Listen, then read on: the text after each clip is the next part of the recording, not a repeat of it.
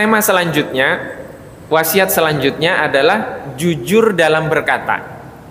Syekh Muhammad bin Siddiq radhiyallahu taala anhu berwasiat, shadiqal qauli, aku pun berwasiat agar kamu jujur dalam berkata. Sayyid Abdul Aziz berkata, wajib bagi seorang murid untuk senantiasa jujur dalam bertutur kata, serta menjauhi sifat bohong dan berita atau informasi yang tidak bisa diperoleh keabsahannya. Dengan demikian, ia tercatat sebagai orang yang jujur, sebagaimana Rasulullah Shallallahu Alaihi Wasallam bersabda, la yazalur rajulu yasduku wa yataharras sidqa hatta yuktaba indallahi siddiqa. Dan orang yang senantiasa berlaku jujur dan memelihara kejujurannya, maka ia akan dicatat sebagai orang yang jujur di sisi Allah Subhanahu wa taala. Hadis riwayat Imam Muslim. Inilah keutamaan yang besar dan derajat yang mulia yang diraih orang yang jujur dalam berkata, yaitu derajat as-siddiqiyah. Jadi derajat di bawah kenabian itu namanya as-siddiq. Ya, derajat as-siddiq.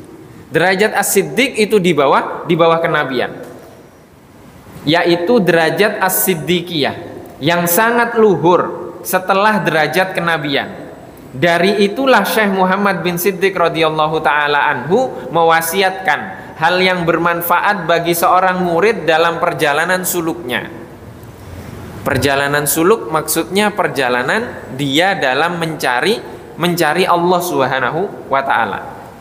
Diriwayatkan dari Hannad bin As-Sirri dari Majma' bin Yahya bahwa Rasulullah sallallahu alaihi wasallam bersabda, taharraus sidqa wa in ra'aitum fihil halakata fa inna fihin najata wajtanibu al-kadhiba wa in ra'aitum fihin najata fa inna fihil halakata.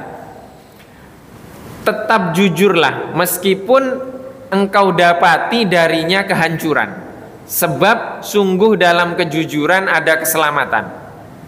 Dan jauhilah bersikap bohong meskipun engkau mendapati darinya keselamatan, sebab sungguh dalam kebohongan ada kehancuran. Dalam riwayat Ibnu Lalin dari Anas bin Malik radhiyallahu taala anhu bahwa Rasulullah sallallahu alaihi wasallam bersabda, ya Ali, la takdzib wa alaika bisidqi. Wahai Ali, janganlah berdusta, akan tetapi jujurlah. Fa in darraka fil ajili kana farajan fil ajili. Meskipun itu membahayakanmu dalam waktu dekat, namun ia akan menyelamatkanmu di masa yang akan datang. Jamaah yang dirahmati oleh Allah Subhanahu wa taala, jujur. Sudah banyak pembahasan tentang kejujuran. Yang pertama yang harus kita pelajari, kejujuran ini adalah dari Rasulullah Shallallahu alaihi wasallam. Bagaimana Allah Subhanahu wa taala mempersiapkan Rasulullah Shallallahu alaihi wasallam sejak beliau lahir sampai usia 40 tahun. Tidak ada yang pernah meragukan tentang Nabi Muhammad sallallahu alaihi wasallam. Artinya sampai usia 40 tahun. Bahkan di usia 35, 36 Makkah dilanda banjir bandang. Mungkin sudah dijelaskan oleh Ustadz Hilmi di sini. Makkah dilanda banjir bandang. Ka'bah rusak, harus direnovasi. Kemudian Hajar Aswad itu lepas. Kabilah-kabilah di kafir Quraisy ini berebut untuk apa? Siapa yang berhak meletakkan Hajar Aswad ini ke tempatnya semula? Disepakatilah orang yang masuk pertama kali ke Masjidil Haram, dialah yang akan meletakkan. Mereka hampir bunuh-bunuhan untuk berebut siapa yang meletakkan ini. Ketika Nabi Muhammad SAW yang masuk pertama kali, mereka semuanya langsung sepakat. Kenapa sepakat? Karena tidak ada yang lebih mulia di antara di antara kaum Quraisy ketika itu selain Nabi Muhammad Shallallahu Alaihi Wasallam. Sudah terkenal Nabi Muhammad, beliau kejujurannya, amanahnya, itu sudah terkenal sekali. Ini Nabi Muhammad Shallallahu Alaihi Wasallam. Kemudian bagaimana yang dilakukan Rasulullah? Yang dilakukan Rasulullah membentangkan sorban, kemudian Hajar Aswadnya diambil dengan tangan, diletakkan di tengah sorban. Pemimpin kabilah dari Quraisy yang berebut tadi diminta untuk memegang ujung-ujung dari sorban tersebut, kemudian mengangkatnya bareng-bareng. Ini adilnya Nabi Muhammad, ini jiwa kesatrianya Nabi Muhammad, ini kebijaksanaan Nabi Muhammad Shallallahu Alaihi Wasallam dalam menyatukan. Kemudian apa? Setelah usia 40 tahun Nabi Muhammad diangkat menjadi Rasul. Setelah itu apa? Setelah itu banyak yang tidak beriman. Tidak beriman bukan berarti meragukan kejujuran Nabi Muhammad, meragukan bahwa Nabi Muhammad ini pemegang amanah, bukan. Ketika Nabi Muhammad hijrah, itu sebelum hijrah Rasulullah mengembalikan amanah-amanah yang masih dititipkan kepada beliau. Kepada siapa? Kepada orang-orang yang mengusirnya. Aneh kan? Tidak diterima, tapi masih nitip ke Rasulullah.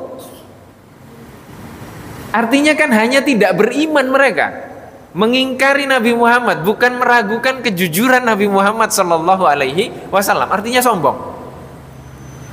Jadi Nabi Muhammad masih dipercaya untuk memegang amanah, tapi tidak dipercaya sebagai Rasul.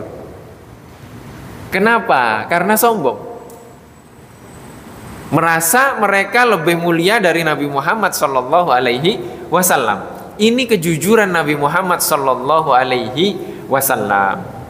Jadi kalau contoh jujur itu Nabi Muhammad Sallallahu Alaihi Wasallam. Setelah itu bagaimana? As-Siddiq, yaitu Sayyidina Abu Bakar As-Siddiq. Maka disebut As-Siddiq karena apa? Karena apapun yang disampaikan Nabi Muhammad, Sayyidina Abu Bakar itu beriman. Sudah, selama Nabi Muhammad yang ngomong, beriman, nggak ragu lagi. Kenapa? Karena Sayyidina Abu Bakar sudah tahu dari awal Nabi Muhammad itu seperti apa, dan itu sudah diyakini oleh Sayyidina Abu Bakar. Jadi apapun yang keluar disampaikan oleh Nabi Muhammad Sallallahu Alaihi Wasallam sudah mutlak benar. Kenapa? Karena Sayyidina Abu Bakar tahu sumbernya dari mana? Sumbernya dari wahyu Allah Subhanahu wa Ta'ala. Maka sekarang banyak yang membahas tentang wahyu Allah Subhanahu wa Ta'ala, membahas tentang Al-Quran, meragukan tentang Al-Quran di media sosial. Itu sudah banyak sekali. Maka hindari perdebatan-perdebatan seperti itu. Karena apa? Karena kalau pondasi dasar kita tidak kuat, kita akan ragu. Kita akan ragu. Hati-hati.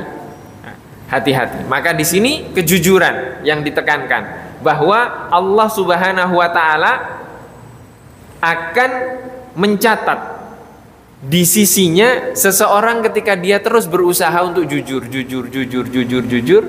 hingga Allah Subhanahu wa Ta'ala mencatatnya sebagai orang yang jujur. Wallahu wa rasuluhu a'lam.